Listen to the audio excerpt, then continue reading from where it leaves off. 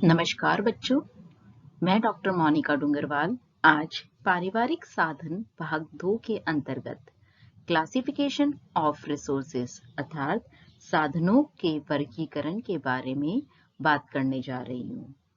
गृह व्यवस्था में पारिवारिक साधनों का उपयोग ऐसी कुशलता के साथ किया जाता है ताकि व्यक्ति या प्रबंधक पूर्व निर्धारित मूल्यों एवं लक्ष्यों को प्राप्त कर सके। कल भाग 1 के अंतर्गत हमने पारिवारिक साधन को समझा था, उसके महत्व को समझा था, साथ ही पारिवारिक साधनों के उपयोग के उद्देश्य को समझा था। तो आज हम बात करेंगे वर्गीकरण की कि साधनों को किस प्रकार से वर्गीकृत किया गया है।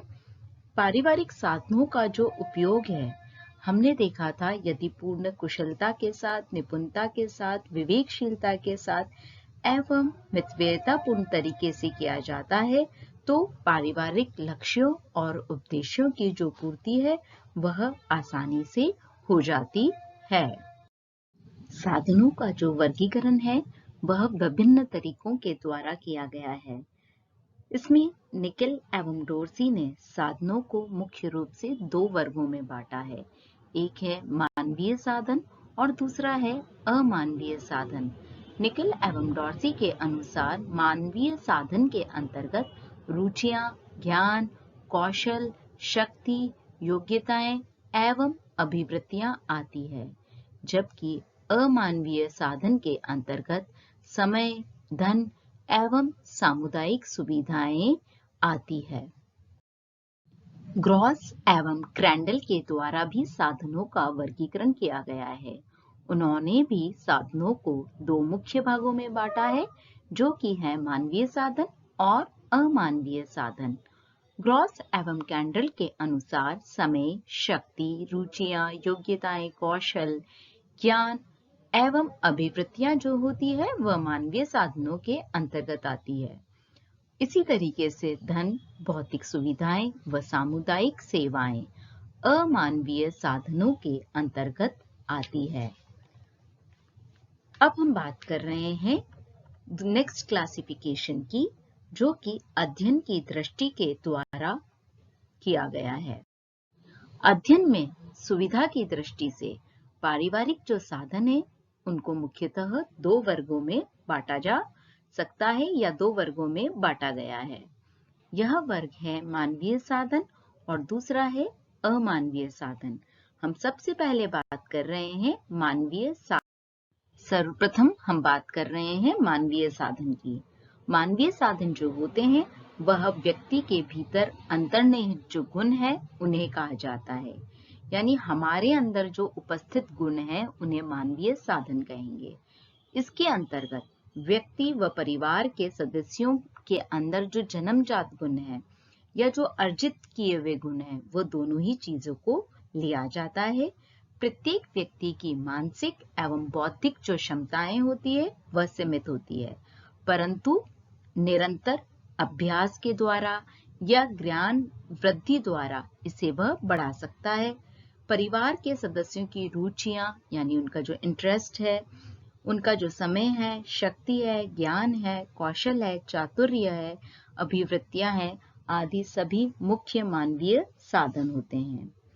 मानवीय साधन अमानवीय साधनों की तुलना में अधिक महत्वपूर्ण और मूल्यवान होते हैं, क्योंकि एक योग्य एवं बुद्धिमान व्यक्ति अपने कौशल, बुद्धि, ज्ञान, चातुर्य से अमानवीय साधनों को कुछ ही समय में जुटा सकता है, जबकि अमानवीय साधनों को ढेर से तुरंत ही आसानी से मानवीय साधन उपलब्ध नहीं हो सकते हैं।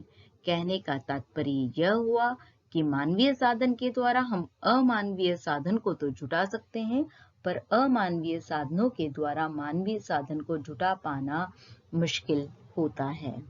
मानवीय साधन में सर्वप्रथम हम बात करेंगे योग्यता की या एबिलिटी की। योग्यता जो है वह एक महत्वपूर्ण मानवीय साधन है। ईश्वर ने प्रत्येक व्यक्ति को कुछ न कुछ योग्यता प्रदान की है। प्रत्येक व्यक्ति जो होता है किसी न किसी काम में प्रवीण या कुशल होता है, वह चाहे शारीरिक रूप से कुशल हो या मानसिक रूप से हो। निरंतर अभ्यास द्वारा, कठोर परिश्रम के द्वारा और लगन से व्यक्ति जो होता है अपनी इन योग्यताओं में वृद्धि कर सकता है। जो व्यक्ति है वह अपनी इन योग्यताओं में वृद्धि के साथ साथ जो है अपने परिवार के जो लक्ष्य हैं और उनके जो उद्देश्य हैं उनको पूर्ण करता है। जैसे कि एक गृहिणी है, वह सीमित साधन में स्वादिष्ट और पौष्टिक आहार बनाने में निपुण हो सकती है, घर के कामकाज को समय से पूर्ण कर सकती है, परिवार के सभी सदस्यों को संतुष्ट करती है और उसे अधिकतम लाभ प्राप्त होता है। अतः यह उसकी कुशलता है, यह उसकी योग्यता है कि उसके पास जो साधन है उसको वह कार्यकुशलता के द्वारा या अपने गुणों के द्वारा, अपनी एबिलिटी के द्वारा वह पूर्ण करे। परिवार के किसी सदस्य की किसी विशेष कार्य में निपुणता उस परिवार का जो है एक साधन होता है।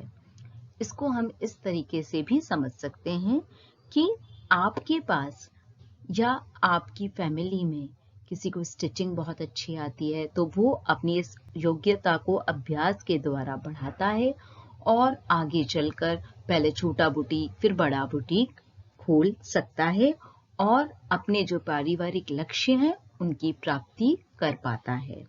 इसी तरीके से दूसरा मानवीय साधन होता है रुचि या इंटरेस्ट। रुचि जो है एक महत्वपूर्ण मानवीय साधन होता है। इसके होने पर कार्यकुशलता बढ़ जाती है। जैसा कि बच्चों आपको पता है, अगर आप कोई कार्य खुद करना चाहते हैं, आपका इंटरेस्ट है, तो आप उसको जल्दी से कर लेते हैं, है ना। परंतु अगर आपको कोई जबरदस्ती वो कार्य करवाता है तो आप वो कार्य नहीं कर पाते हैं। यानी कि अगर कोई भी व्यक्ति जो है उसको उस पर्टिकुलर कार्य के लिए इंटरेस्ट है तो वह उसकी कार्य क्षमता को बढ़ाती है। जब व्यक्ति में कार्य के प्रति रुचि होगी तो वो काम को पूरे मनोयोग से करेगा, जिससे उसे निश्चित रूप से ही सफलता प्राप्त होती है। बिना रुचि के काम करने पर लक्ष्य की प्राप्ति नहीं हो सकती है। साथ में ऐसा कार्य जो है व्यक्ति को नीरस, बोझिल, उबाऊ और शीघ्र थका देने वाला लगता है। जैसे एक गृहिणी को यदि सिलाई में या कढ़ाई में या बुनाई में या पेंटिंग में रुचि है, तब वह व्यस्तम दिनचर्या होने के बावजूद भी कुछ समय निकालकर वह सुंदर परिधान तैयार कर सकती है, कलात्मक वस्तुएं बना सकती है, वह जो है नए नए चीजों को एक नया रूप दे सकती है। इसी तरीके से तीसरा मानवीय साधन है ज्ञान या नॉलेज। आजकल मार्केट में या बाजार में विभिन्न प्रकार की वस्तुएं, उपकरण, भोज्य सामग्री उपलब्ध है। गृहिणी जो है अपने ज्ञान का सर्वोत्तम ढंग से उपयोग करके पारिवारिक लक्ष्यों की प्राप्ति कर सकती है और उनको पूर्ण कर सकती है। यदि अगर हमें ज्ञान ही नहीं होगा कि पौष्टिक भोजन किसे कहा जाता है, जिसकी हम बार बार बात कर रहे हैं कि पौष्टिक भोजन खाना चाहिए, तो यह न्यूट्रिशियस डाइट क्या है, किसके अंदर कौन सा न्यूट्रिएंट प्रेजेंट है। अगर ये फूड स्टफ महंगा है तो इसका सब्स्टिट्यूट दूसरा फूड स्टफ कौन सा हो सकता है। तो इस ज्ञान के बिना वह गृहिणी जो है अपने घर वालों को पौष्टिक भोजन उपलब्ध नहीं करा सकती है। इसी तरीके से अगर हम दूसरा एग्जाम्पल लें, हम स्टिचिंग की बात कर रहे हैं या सिलाई कढ़ाई की बात कर रहे हैं। अगर आपको कुछ स्टिचिंग करते हुए कोई प्रॉब्लम आ जाती है कि इसकी कटिंग इस तरीके से नहीं हो सकती क्योंकि कपड़े में थोड़ा सा डिफेक्ट है, अगर आपकी नॉलेज या उसके बारे में ज्ञान है तो आप उसको थोड़ा सा मॉडिफाई करके सेम चीज को या सेम लक्ष्य को उसके द्वारा अर्जित कर सकते हैं। यानी कि ज्ञान का होना बहुत ही जरूरी है। ज्ञान के द्वारा ही उपलब्ध विकल्पों में से श्रेष्ठ विकल्प का चयन सर्वोत्तम ढंग से हो सकता है। अज्ञानता के कारण कभी-कभी अधिक समय, शक्ति एवं धन आदि का अपव्यय हो जाता है। अतः ज्ञान जो है परिवार का एक साधन होता है। इसी तरीके से शक्ति या एनर्जी जो है वह भी एक मानवीय साधन होता है। परिवार के सदस्यों की शारीरिक यानी फिजिकल, मानसिक अर्थात मेंटल ऊर्जा भी एक अत्यंत महत्वपूर्ण जो है मानवीय साधन है, या हम कहें पारिवारिक मानवीय साधन है। किसी भी कार्य को संपन्न करने के लिए ऊर्जा की आवश्यकता होती है, चाहे वह शारीरिक ऊर्जा हो या मानसिक ऊर्जा हो। जैसे आप पढ़ाई करते हो तो आपको पढ़ने के लिए मेंटल एनर्जी की जरूरत है। तो पढ़ना है, लिखना है, झाड़ू लगाना है, पोछा देना है, घर में खाना बनाना है, कपड़ा धोना है, प्रेस करना है, कुछ भी कार्य करने के लिए या तो फिजिकल एनर्जी चाहिए या मेंटल एनर्जी की आवश्यकता होती है, और इसके बिना आप कार्य नहीं कर सकते हैं। अगर आप चलते हो तो भी आपको ऊर्जा चाहिए, आप बोलते हो तो भी ऊर्जा चाहिए। अर्थात जो हमारी ऊर्जा है वह एक महत्वपूर्ण पारिवारिक साधन होता है। शरीर की विभिन्न क्रियाओं को संपन्न करने के लिए ऊर्जा की आवश्यकता होती है। अभिवृत्तियां यानी एटीट्यूड्स। एटीट्यूड्स वे भावना है जो किसी कार्य को करने के लिए उत्साहित करती है या निरुत्साहित करती है, वह अभिवृत्तियां या एटीट्यूड्स कहलाती है। परिवार के सदस्यों की अभिवृत्तियां भी एक महत्वपूर्ण एवं आवश्यक पारिवारिक मानवीय साधन होता है। मूल्यों एवं लक्ष्यों से इनका निर्माण होता है। लक्ष्य तक पहुंचने के लिए व्यक्ति एवं परिवार की अभिवृत्तियों में समय, स्थान एवं परिस्थिति के अनुसार फेर बदल करना होता है तथा बदलते परिवेश एवं वातावरण के साथ सामंजस्य स्थापित करना होता है। वे व्यक्ति जो आशावादी होते हैं वे विषम परिस्थितियों या कठिन परिस्थितियों में भी अनुकूल वातावरण तैयार करके लक्ष्यों की प्राप्ति कर पाते हैं। परंतु ऐसे लोग जो नेगेटिवली सोचते हैं या हम कहें निराशावादी होते हैं, वे व्यक्ति लक्ष्य प्राप्ति में बाधा पहुंचाने वाले तत्वों से जल्दी ही घबराकर पथ से विचलित हो जाते हैं और मुश्किलों और कठिनाइयों को झेल नहीं पाने के कारण से लक्ष्य को प्राप्त नहीं कर पाते हैं। यानी अगर हमारा एटीट्यूड पॉजिटिव है तो हम अपने लक्ष्यों की डेफिनेटली प्राप्ति करेंगे। अगर आप सोच लेंगे कि हमें एग्जाम में अच्छे नंबर लाने हैं तो आप उसको प्राप्त कर पाएंगे, और हम शुरू से डरेंगे, नहीं ये सब्जेक्ट तो बहुत मुश्किल है, मैं इसको नहीं पढ़ सकती हूँ, ये तो मुझे बिल्कुल समझ नहीं आ रहा है, तो आप कभी भी उसके अंदर अच्छे नंबर नहीं ला सकते हैं। इसी तरीके से कौशल या स्किल्स नेक्स्ट मानवीय साधन के अंतर्गत आता है। हर व्यक्ति में किसी न किसी प्रकार का कौशल या हुनर जरूर होता है, और इसी हुनर के द्वारा वह अपने परिवार के लक्ष्यों की प्राप्ति करता है। जैसे कोई व्यक्ति खाने में बहुत कुशल होता है, कोई व्यक्ति सिलाई में बहुत कुशल होता है, कोई व्यक्ति ड्राइंग में बहुत कुशल है, कोई पढ़ने में बहुत कुशल है। इसी तरीके से सब में अपनी अपनी एक कुशलता पाई जाती है। वह व्यक्ति जो बाजार के कामों में दक्ष है वह कम धन में भी उपयोगी वस्तु खरीदकर परिवार को उपलब्ध करा सकता है। अतः व्यक्ति का जो कौशल है परिवार की उन्नति के लिए एक आवश्यक साधन होता है। नेक्स्ट और लास्ट मानवीय साधन है समय या टाइम। बच्चों, आप सभी को पता है समय बहुत ही इम्पोर्टेंट है, जिसे कि हम किसी भी कीमत पर नकार नहीं सकते हैं। प्रत्येक काम को करने के लिए समय चाहिए होता है। समय पर अगर हम काम करेंगे तो हमें सफलता जरूर मिलेगी, और सभी व्यक्तियों के पास सेम समय है, यानी लिमिटेड टाइम है, फिक्स टाइम है।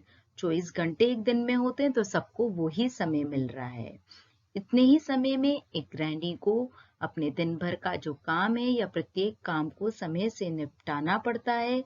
मनोरंजन एवं विश्राम के लिए भी समय निकालना पड़ता है।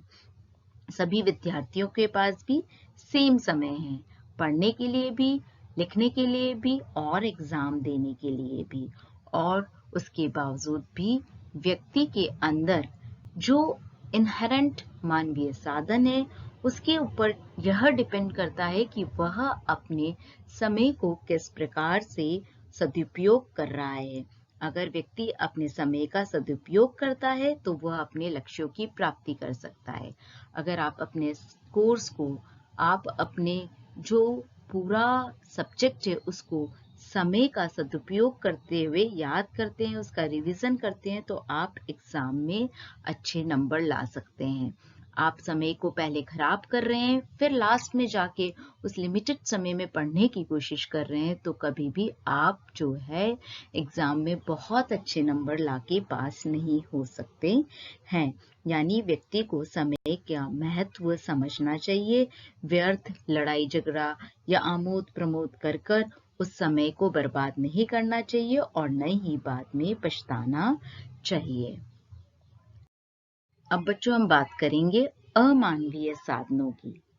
अमानवीय अर्थात भौतिक साधन जो कि धन से प्राप्त किए जाते हैं। मकान, स्कूटर, भोज्य सामग्री, वस्त्र, चल अचल संपत्ति, औजार, बर्तन, उपकरण आदि वस्तुएं जो हैं भौतिक साधन के उदाहरण हैं।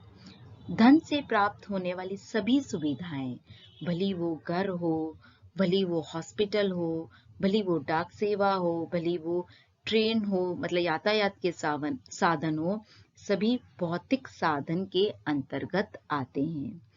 भौतिक साधन के अंतर्गत जो सेवाएं आती है, हम उनमें सबसे पहले बात कर रहे हैं बच्चों धन की। धन यानी कि आपका हम यूं कहें कि एक महत्वपूर्ण भौतिक साधन है जिसके बिना किसी व्यक्ति, परिवार, समाज या राष्ट्र का उत्थान जो होता है या प्रोग्रेस जो होती है वह संभव नहीं है। धन से संसार की लगभग सभी जो भौतिक वस्तुएं या सेवाएं हैं वह प्राप्त की जा सकती है।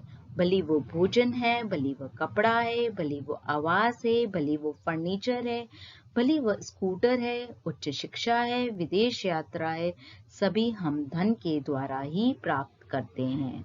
इसी तरीके से भौतिक वस्तुएं वे सभी भौतिक वस्तुएं जिन्हें हम सभी रोज के दैनिक जीवन में उपयोग करते हैं, जैसे कि भोज्य सामग्री, किताब, कॉपी, मेज, कपड़ा, मकान, पलंग, बर्तन, औजार, उपकरण सभी इसके अंतर्गत आता है जो कि धन के द्वारा खरीदा या बेचा जा सकता है। सामुदायिक सेवाएं, सामुदायिक सेवा के अंतर्गत आपके पार्क, पुस्तकालय, रेलगाड़ी, अस्पताल, स्कूल, यातायात के साधन, डाक सेवा, police, railway station, colleges, roads आदि आती है। और इन सेवाओं को प्राप्त करने के लिए व्यक्ति, परिवार को, सरकार या निजी संस्थानों को कुछ निर्धारित शुल्क यानी कि धन चुकाता है। यानी धन के द्वारा ही हम भौतिक वस्तुएं भी प्राप्त करते हैं और साथ में सामुदायिक सुविधाओं का लाभ भी उठा पाते हैं। इस तरह से आज के वीडियो में हमने देखा कि जब हम पारिवारिक साधन को वर्गीकृत करते हैं तो ये दो प्रकार के होते हैं, मानवीय साधन और अमानवीय साधन। मानवीय साधन हमने उन्हें कहा जो व्यक्ति के खुद के अंदर है और हम उसे बढ़ा सकते हैं। अमानवीय साधन वे साधन है जो कि धन के द्वारा खरीदे जा सकते हैं। इसके साथ ही आज का जो ये लेक्चर है बच्चों यहीं पर समाप्त होता है।